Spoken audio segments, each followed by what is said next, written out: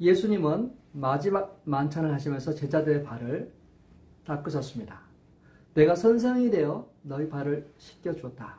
너희도 서로 발을 씻겨주어라. 내가 너에게 한 것처럼 너희도 서로 섬기는 삶을 살아라. 그렇게 말씀하신 주님께서 오병이어의 기적을 하셨는데 그것도 섬김의 마음에서 일어난 기적입니다. 오병이어 기적은 사복음서 모두에 등장합니다. 떡 5개, 물고기 2마리로 5,000명을 먹이신 기적을 오병이어라고 합니다. 이것이 사복음서에 다 기록된 이유는 중요하기 때문이죠. 초대교회 성도들이 중요하게 생각했고 깊은 의미가 있다라는 것을 이야기해 줍니다. 예수님의 리더십은 섬김의 리더십입니다. 섬기러 오셨어요. 우리에게도 그 섬김을 가르쳐 주셨습니다. 오직 섬기기만 하는 삶을 살라는 말이 아닙니다. 주님은 우리가 섬기기 위해서 쉼의 시간을 가져야 함도 가르쳐 주셨습니다. 쉼을 통해서 섬길 수 있는 힘을 충전하라고 합니다. 제자들은 2명씩 짝을 지어 전도하러 갔습니다. 전도했습니다. 귀신을 쫓아냈습니다. 병자를 고쳤습니다. 제자들은 그 보고 경험한 것을 돌아와서 보고를 하는데 아주 감정이 고무되어 있어요. 기뻐합니다. 피곤한지도 몰랐어요. 그들을 향해서 예수님께서 말씀하십니다. 마가복음 6장 31절입니다. 그때 예수께서 그들에게 말씀하셨다. 너희는 따로 외딴 곳으로 와서 좀 쉬어라. 거기에는 오고 가는 사람이 하도 많아서 음식을 먹을 겨를조차 없었기 때문이다. 사람이 쉬어야 한다는 것을 예수님은 알고 계셨어요. 사람들로부터 잠깐 벗어나서 쉬도록 충전하도록 하셨습니다. 우리가 체험 없이 주다 보면 언젠간 고갈될 거잖아요. 그래서 우리는 쉬고 먹고 운동하고 잠을 자야 됩니다. 음악을 들어야 됩니다. 취미생활을 해야 됩니다. 가족끼리 휴가를 보내야 합니다. 자동차 배터리는 시동 걸 때 자신의 모든 에너지를 내어줍니다. 차가 움직일 때는 충전하죠. 충전하지 않으면 나중에 시동을 걸 수가 없습니다. 방전될 수밖에 없죠. 자, 우리도 충전의 시간, 쉼의 시간을 가져야만 합니다. 새들백 처치는 레이크 포레스트에 있는 교회입니다. 여기서 운전하면 1시간 30분 거리, 미국 교회인데 한 2만여 명이 출석하는 교회이죠. 목회자가 굉장히 많습니다. 그 많은 목회자 중에 한국분이 한 분 계셨는데 그분은 정말 늦게까지, 아침에 일찍 출근해서 늦게까지 남아서 일을 했습니다. 그러던 어느 날 리더 목사님께서 그분에게 경고를 합니다. 만약 지금처럼 퇴근하지 않고 늦게까지 일을 하는 일을 되풀이한다면 우리는 당신을 파이어 하겠습니다. 너무 열심히 일을 하는 것은 좋지 않습니다. 균형을 갖추십시오. 집에서 가정생활을 하십시오. 당신의 몸 건강을 위해서 운동을 하십시오. 이제 퇴근하십시오. 바쁘고 분주할수록 쉬어야 합니다. 예수님은 많은 사람들로부터 떠나 홀로 시간을 보냈었습니다. 육체는 쉼을 통해서 피로가 풀립니다. 일에서 벗어나서 먹고 마시고 잠을 자면서 또 운동을 하면서 육체가 피곤이 풀리죠. 자, 그렇다면 우리 영혼은 어떨까? 영혼은 쉬는데 주님께 붙어 있어야 됩니다. 주님께 붙어 있어야가 힘을 얻습니다. 그게 우리 그리스도인들이 신앙생활을 하는 이유입니다. 마태복음 11장 28절에서 30절입니다. 같이 읽습니다. 수고하고 무거운 짐진 자들아 다 내게로 오너라. 내가 너희를 쉬게 하겠다. 나는 마음이 온유하고 겸손하다. 내 명예를 메고 내게 배우라. 그러면 너희 영혼이 쉼을 얻을 것이다. 내 멍에는 매기 쉽고 내 짐은 가볍다. 자, 멍에를 맨다는 것은 붙어 있는 것. 예수님께 붙어 있는 것. 붙어 있으므로 우리 삶의 무거운 짐이 가벼워져요. 6.25 사변이 끝나고 미군이 주둔하고 있었을 때 자동차나 교통수단이 그렇게 많지 않을 때입니다. 미군 장교는 지프차를 몰고 가다가 머리에 짐을 지고 가는 아주머니를 태워줍니다. 조금 가다 보니까 좀 이상합니다. 돌아봅니다. 돌아보니까 여전히 그 아주머니는 머리 위에 뭔가를 이고 있는 거예요. 짐을 지고 있어요. 아주머니 짐 내려놔도 됩니다. 내려놓으세요. 아유, 나 태워준 것도 고마운데 이 짐은 내가 짊어질게.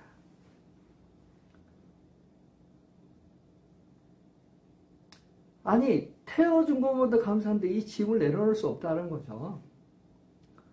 자, 예수를 영접하고 그분께 붙어 있는 것은 그분의 차에 다 올라 있는 것 같아요. 그래서 모든 것들을 내려놓으면 됩니다. 이미 차를 태워줬으면 내가 가지고 있는 모든 것도 다 태워준 거잖아요. 그래서 내가 짐을 내려놔야만 돼요. 근데 이 아주머니처럼 여전히 그 짐을 짊어지고 신세를 끼치지 않겠다고 하는 그러한 어리석음이 있을 수 있습니다. 예수님의 가르침은 쉽습니다. 쉬워집니다. 생각이 쉬워집니다. 현실을 바라보고 직시하는 것이 새로워집니다. 가벼워집니다. 자유를 줍니다. 쉬지 않고 일한다고 해서 좋은 성과를 내는 건 아니거든요. 효과적이고 필요한 것에서 열매를 맺게 하십니다. 친구들이 나무하러 갔어요. 근데 나중에 돌아올 때 한 친구는 나무를 많이 지고 오고 한 친구는 좀 덜 지고 옵니다. 같이 나무하고 쉬었는데 차이가 딱 하나 있었어요. 둘 다 쉬었는데 한 사람은 그냥 쉬었고 한 사람은 쉴 때 쓱싹 도끼날을 갈았어요. 그래서 그 날카로운 도끼로 내리찌르니까 나무가 쉽게 됐던 거죠. 자, 훈련은 도끼날을 가는 것 같습니다. 훈련을 통해서 우리는 영혼이 더 단단해져 섬길 수 있는 힘을 얻습니다. 변화를 가져옵니다. 성숙합니다. 내가 충만해집니다. 그러면 다른 사람을 섬길 수가 있어요. 자, 내가 다른 사람을 섬기기 전에 내가 쉬어야만 되고 내가 쉼을 통해서 충전되고 준비되어야만 됩니다. 예수님께서는 말씀을 들어 나오는 떡을 먹으러 나오는 예수님께 나오는 수많은 사람들을 보고 불쌍히 여겼습니다. 사람들을 보고 불쌍히 여길 때 섬길 수가 있어요. 갈릴리 호수를 중심으로 여러 마을들이 형성되어 있습니다. 각 마을들을 걸어서도 갈 수 있고 배를 타고 직선거리로 갈 수도 있습니다. 너무 많은 사람들이 몰려와서 예수님과 제자들은 좀 한적한 곳, 마을이 없는 한적한 곳에 가려고 했습니다. 근데 육지에 있는 사람들이 그것을 보고 여러 마을에 있는 사람들이 또다시 예수님께로 왔습니다. 그들을 보고 예수님은 느꼈어요. 목자 없는 양과 같은 백성들이라서 그들을 불쌍히 여겼습니다. 자, 구약 성경의 목자와 양의 관계는 하나님과 그의 백성을 묘사하죠. 목자가 없는 사람들, 그들을 인도할 만한 사람이 없는 그 상태에서 그들을 불쌍히 여겼죠. 양은 참 연약한 동물이죠. 목자의 보호를 받아야만 되는 동물입니다. 양은 풀을 먹고자 하는 욕심이 많아서 막 앞에 경쟁을 하듯이 가다가 방향을 잃어버려요. 방향 감각이 없습니다. 혼자 돌아오지 못해요. 그래서 잃어버린 일이 많아요. 목자는 수시로 카운트를 합니다. 찾아 나섭니다. 잡히기 전에, 잡아먹히기 전에 구출을 해야 돼요. 혹시라도 뒤집어져 있으면 일어나지 못하니까 죽기 전에 찾아야 돼요. 양은 자신을 보호할 만한 것이 없어요. 날카로운 이빨, 도망갈 팔 없어요. 해충, 병으로부터 자신을 지킬 수가 없어요. 목자가 발라줘야 돼요. 콧등에다가 기름을 발라줘야 돼요. 그래야 파리가 그 코 속으로 들어가서 알을 까는 그런 위험으로부터 지키고 보호할 수 있는 거예요. 양은 독초인지 자신이 뭐가 될 풀인지 잘 모릅니다. 그래서 목자는 신경을 씁니다. 자, 양은 목자를 따릅니다. 목자의 음성을 듣습니다. 지금 사람들이 막 몰려왔어요. 그들을 보시고 예수님께서는 불쌍히 여겼습니다. 날이 저물어지자 이제 제자들은 말합니다. 예수님, 이곳 벌판입니다. 광야입니다. 곧 날이 어두워질 것 같은데 사람들을 가까운 마을로 보내서 음식을 먹도록 하는 게 좋지 않을까요? 예수님께서 너희가 저들을 먹이라 합니다. 예수님은 그 백성들을 불쌍히 여기셨어요. 긍휼과 자비로 그들을 바라보셨습니다. 예레미야가 3장 22절 23절입니다. 주님의 한결같은 사랑이 다함이 없고 그 긍휼이 끝이 없기 때문이다. 주님의 사랑과 긍휼이 아침마다 새롭고 주님의 성실이 큽니다. 자, 하나님의 성품이 어떤가? 하나님의 성품은 한결같은 사랑이 많으시다. 긍휼이 끝이 없으시다. 그 긍휼이 끝이 없는 아침마다 우리에게 긍휼을 베푸신다. 기회를 준다. 자신에게 나온, 자신의 날개 안에 보호를 받으러 온 그 사람들을 돌려보내지 않고 불쌍히 여기고 먹이시는 하나님을 발견합니다. 자, 우리도 주님처럼 그들을 불쌍히 여길 뿐만 아니라 그들을 섬김으로 리더십을 발휘할 수 있습니다. 예수님은 제자들에게 말씀하세요. 마가복음 6장 37절입니다. 예수께서 그들에게 말씀하셨다. 너희가 그들에게 먹을 것을 주어라.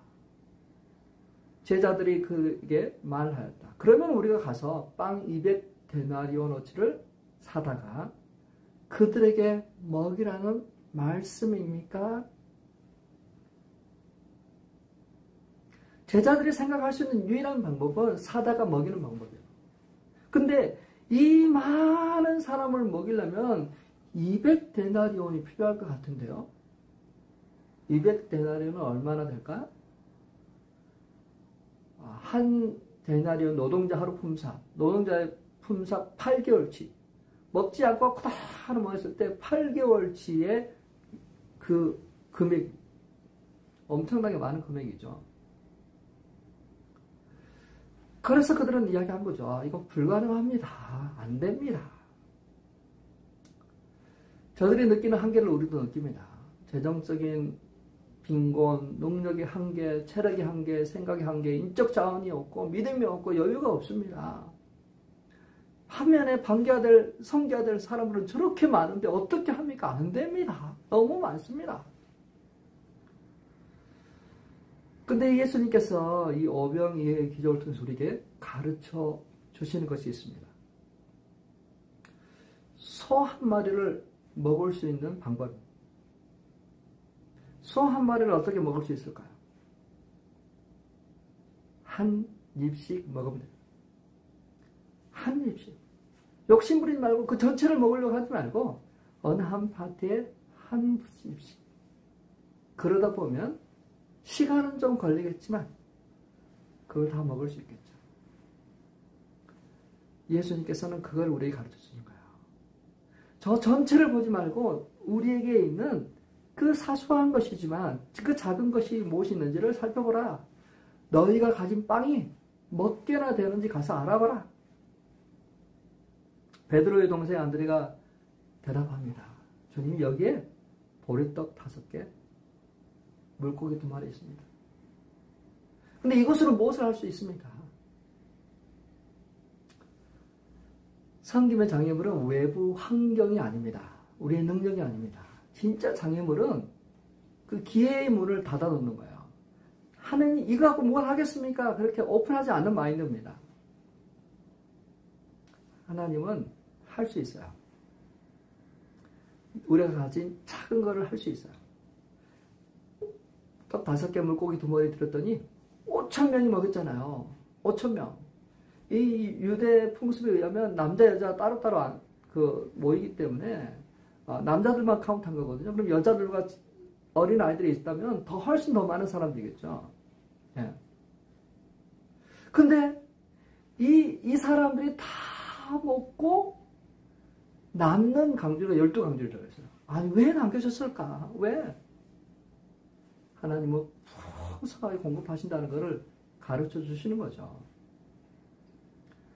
사랑하는 성도 여러분, 이제 말씀을 마무리하기를 원합니다. 오병이어의 기적은 생명의 양식을 누가 주는 자인지를 가르쳐 줍니다. 생명의 양식은 누가 주나요? 요한복음 6장 48절에서 51절입니다. 같이 읽겠습니다. 나는 생명의 빵이다. 너희의 조상은 광야에서 만나를 먹어 죽었다. 그러나 하늘에서 내려온 빵은 이러하니 누구든지 그것을 먹으면 죽지 않는다. 나는 하늘에서 내려온 살아있는 빵이다. 이 빵을 먹는 사람은 누구나 영원히 살 것이다. 내가 줄 빵은 나의 살이다. 그것은 세상에 생명을 준다. 예수님이 축사하시고 떼어주신 빵, 그것은 자신의 몸이었습니다. 누구든지 하늘에서 내려온 생명의 떡이신 예수 그리스도를 받으면 영생을 얻습니다. 예수님께서 우리에게 말씀하세요. 너희가 주어라. 우리는 우리에게 가진 예수 그리스도, 생명의 떡 대신 예수 그리스도를 사람들에게 나누어 줘야 됩니다. 다른 사람이 할 것이 아니라 환경 때문에 너무 숫자가 많아서 나는 가진 것이 없어서 나는 너무 무익해서 그게 아니라 나에게 있는 예수 그리스도를 생명의 떡을 그들에게 나누어 줘. 내가 가지고 있는 거 한 사람에게라도 내 이웃에게라도 내가 알고 있는 사람에게라도 그 한 사람에게도만 하면 그것을 통해서 하나님께서는 위대한 일을 이루시는 거예요. 내가 하는 게 아니에요. 나는 주께 드렸더니 나는 그 작은 섬김으로 수고했더니 하나님께서 이 작은 걸 통해서 오병이어의 기적을 만들어내신 것처럼 하나님은 내가 하는 그 작은 섬김을 통해서 내가 하는 작은 그 사랑을 통해서 하나님은 어마어마한 위대한 일을 이루시는 분이에요. 그걸 우리에게 말씀하세요. 내가 성기로 오지 않고 성기로 왔다 하고 있어요. 제자들의 발을 씻겨주시면서 너희도 가서 성기라고 했습니다. 성기는 것이 곧 그들을 이끄는 것입니다. 누구든지 크고자 하는 자는 성기라 했습니다. 우리가 이 사람들을 섬길 때 우리는 그들을 하여금 복음의 은혜 가운데로 인도하게 될 것입니다. 그들의 하나님 은혜 안에서 기뻐하고 즐거워하도록 할 것입니다. 섬기십시오. 높아지려고 하지 마시고 낮은 데 우리 주님이 행하신 것처럼 섬기십시오. 그것이 곧 리더십입니다. 그것이 곧 사람들을 선한 영향력을 주게 될 것입니다. 사랑하는 성도 여러분, 세상에서는 누가 크다, 높은 데 앉으려고 하지만 내가 예수 그리스도를 믿고 예수 그리스도를 따르는 자라면 섬기는 자리, 낮은 자리에서 섬기고 수고하고 나누어주고 함께하는 그러한 삶이 되시길 주님의 이름으로 축원합니다.